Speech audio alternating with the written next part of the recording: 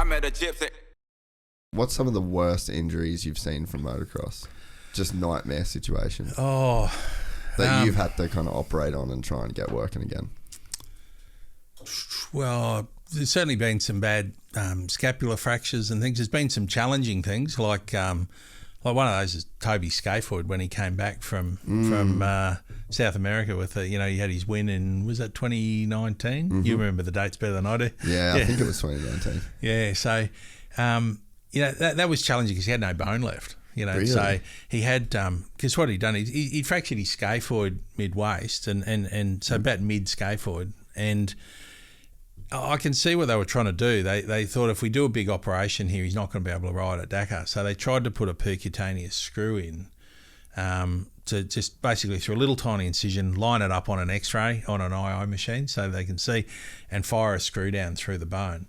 The problem is it probably never had quite enough hold and probably was never quite reduced either. I never understood when you would see X-rays like what you're describing, where they just drill and put a screw in between the bone. Like, what are they trying to achieve there? Well, what they're putting in is a screw so you're trying to stabilise the fracture basically is what you're trying to do, and compress it.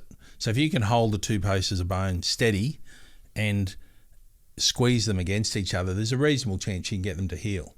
Now, so they're hoping that the thread of the screw, when it's like tightened in, actually compresses. Yeah, they're an interesting prosthesis though. So they're a thing called a headless bone screw, and the first one was designed by a fellow named Tim Herbert. Look that up, Griff. A headless bone screw.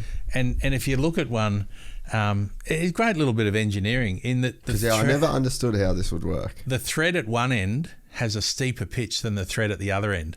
And so as you screw it through bone, the tip is travelling faster through the distal end than the proximal end is travelling through the proximal end. And so as you're screwing it, it's actually squeezing the two ends together. So that's how it works. So if you look, look, there's a good example. If you pick, maybe pick that one because it looks quite extreme there. So you can see that one end's got very narrow pitch, and the other end's got a very broad pitch.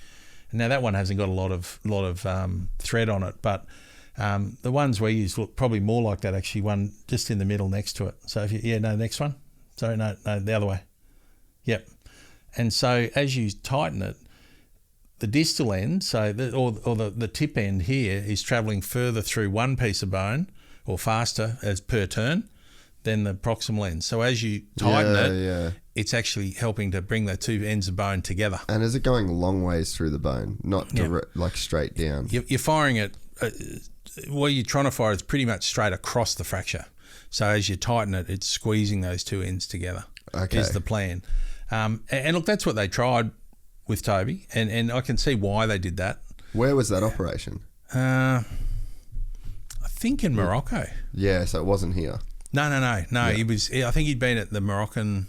That's right. And then he wanted to go to Dakar, and they did that. And anyway, he got there, and it hadn't healed. And so he rode the first couple of days, realised it was pretty sore, and then I don't know if you saw any shots of him. He actually put, instead of having the throttle off and then you winding it on, he put a rubber band around the throttle and had it full on, and he only touched it when he wanted to wind it off. So he rode nearly the whole of Dakar with it throttle wide open, which is savage, eh? Extraordinary. Yeah. And he won, which is even more extraordinary. Yeah. And and then what kind of pain do you think he would have been riding through? Oh, it would have been pretty bloody sore. Yeah. It would have, like when he had to use it to slow down. So it's an odd concept, isn't it? You lose using your hand and the throttle to slow down. But when he used it to slow down, it wouldn't have been nice. It would have been pretty uncomfortable. So when he got back to us, what had happened, if you go back a slide, there might be a picture of one in a scaphoid somewhere. I think go down, Griff. I think it's that one. So if you look at that, so that's them firing a couple of guide wires in. That's a video. Click on that and we'll watch it. Yeah, so that's them trying to do what we just talked about. So getting it as reduced as you can, putting a wire over it. You then take essentially an X-ray. It's an image intensifier, like you get a real-time X-ray. Oh, so that's what that pin's for? They've put one in to stabilise it, one in to put the screw over, and then they'll run a drill down, and then So they've measured the length. Wow. And So this is very similar to a surgery that you would do? Yeah, we do lots of these. Yeah. So it's you then. So pre-drill, I know about that from building this here table. Yep, and that's what they call an Acumed screw. That's a progressive change. So see how the thread gets progressively narrow as you come up. Yeah. I personally don't use that, but that's it's a perfectly Similar good headless concept. bone screw. Same concept. Yeah. Exactly the same concept. And so as you're advancing it, it's hopefully squeezing the fracture together. Yeah, right. Now, it will only squeeze you, say, 1 millimetre. If you're open by more than 1 millimetre, it still won't get you into contact. And that's probably what largely happened. Yeah, What okay. you need is pre-compression. So you need to get it together and then use that to really give the squeeze, if that makes sense. Yes, it makes perfect sense, yeah. And so Toby... You're just a carpenter. Basically, yeah. Bone carpenter. It broke, me fix. Yeah. So I just fully reduced your profession down. Sorry, that's mate. okay. No, We're happy with Didn't mean it. And but of course, when it hadn't held, by the time he got back, the distal end of the screw, the proximal end still had decent bite. The distal end had been windscreen wipering inside the scaphoid, so it was completely hollow. So there was nothing in there. Fuck. So it was just And rattling then you can't essentially. run no more gaps in that. Well, we did. We've managed to find just enough bone to had to change the angle of the screw completely and put it down and try and find bone at both ends and make it stable. And then once we thought we had the right trajectory, what we did was take a lot of bone out of his hip and pack it into the end of the bone and graft it. Take that bone out? Oh, look, these days they've got great instruments like little cores, and you can actually, it's like a little spinning shaver that just goes down inside the pelvis. So you make a little hole in the top of your crest of your pelvis and you use a drill to take it out. Bone auger kind of thing. Basically, it does. It looks a bit like a bone auger. Wow. Old-fashioned way was to actually, and we still sometimes do this when we want bigger volumes of bone and things, but you can actually just cut the top off your crest of your pelvis, open it up and scoop all of that bone out of inside and then put it back on. So how hard is bone on the inside? So the outside layer is the hardest? Yeah, it's a bit like honeycomb, sort of. Really? Yeah, crunchy honeycomb. So it's not that hard? Oh, it's all in very fine trabeculae. So you can get a little curette and scrape it out. And wow. It's designed to resist load in a direction. So if you lean on it, yes, it would resist a fair bit of force. But if you're actually scraping it out, it's like you're scraping across all of that, and it comes out pretty easily. And so how hard is that outer layer of a bone? Probably not as hard as you think. Yes, it's hard, but it's not.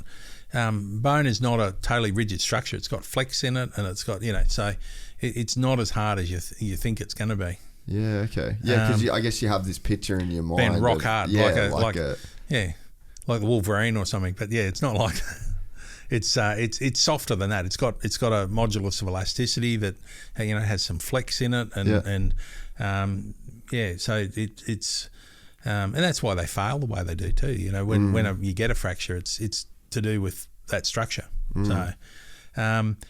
So when you scrape it out, you can pack it into that end, and then we got enough bite, and it healed well.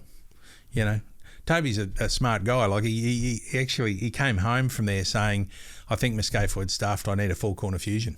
Really? So he'd obviously spoken to people, looked at it, and he came home, and I said, "Oh, I think." So you guys were able to save that for him, basically. Yeah, we said, "No, just give us one go at fixing it, because I reckon we can get it healed." So, look. It's partly luck, but yeah, we've done a good job and it's worked, and he's got a good scaphoid and he's got a good wrist now that will last a lot longer than if we had gone down that path of a full corner for him. Because you can't go back from that once you do it. It is what it is. Yeah. So that's incredible. So those sort of things are challenging. You get some big injuries, obviously, from motocross. You get fractured humerus, and some of those wrist fractures they get are really quite nasty, where they shear the end of it. Compound fractures, and when they've really sheared the end off, and they're a challenge because you don't have much to fire a screw or a wire into. It's usually often a very thin bit of bone there. Yeah. So that can be challenging. You get some gnarly stories, from the guys too. That some of them are tough. They're really tough guys. We looked after Ben Grabham one year after Fink. Yeah. And he was riding with Toby and the KTM team, and they went out, and so about halfway down the track on the first day, he hit something, came off, and he said he stood up and knew the wrist was not right.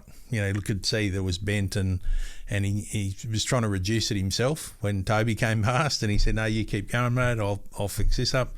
And he said he couldn't get it in. Like, he was pulling on it and pulling on it. He couldn't get his wrist to sit on the end of his forearm. Yeah. And so he was telling me the only way he could think to get it reduced was to try and jam his hand into the frame of the motorbike and then lift the motorbike up and throw it to get the weight to clunk it back in. Anyway, it worked, so he got it back in. Fuck.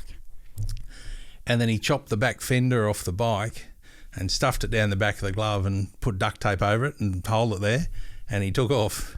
Whoa. And he won that year.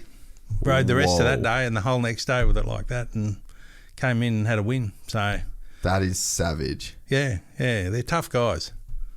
So it's interesting looking after them because they don't tell you they're sore. They just sit there and look at you most of the time. So if you enjoyed this content, please like and subscribe. And to listen to the full 3-hour podcast, search Gypsy Tales in your favorite podcast platform or click the link in the description below. Gypsy Gang.